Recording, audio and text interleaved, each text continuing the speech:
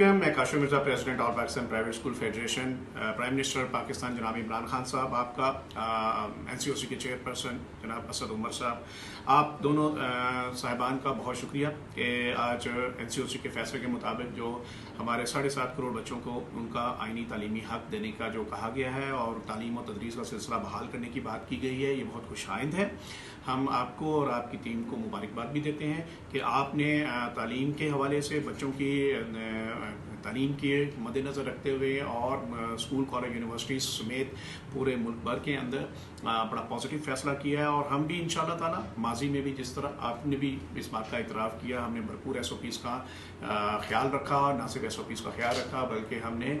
بچوں کو، ٹیچرز کو، پیرنٹس کو، اوور آل سول سوسائٹی کو بھی ایجوکیٹ کیا، اور انشاءاللہ SOPs کے مطابق تعلیم و تدریس کا سلسلہ جاری و ساری رہے گا۔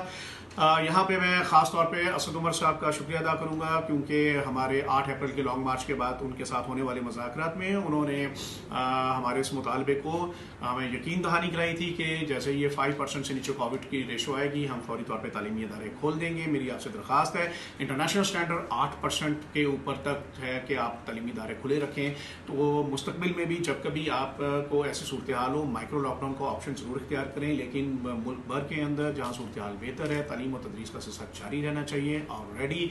اب یہ تیسرا سال آ رہا ہے، مسلسل بچے اپنی تعلیم سے محروم رہنے کی وجہ سے بہت بڑا نقصان ہو چکا ہے، 4 کروڑ بچہ ہمارا متاثر ہو چکا ہے، یونیسیف یہ کہہ رہا ہے، اور انٹرنیشنل ایڈوائزری 36 لاکھ میں سے ایک بچے کے متاثر ہونے کا خدشہ ہے۔ ان حالات میں ضرورت اس بات کی ہے کہ تعلیم و تدریس کا سلسلہ بند کرنے کی جگہ ہمارے بچوں کو، ہمارے ٹیچر کو، سپورٹ سٹاف کو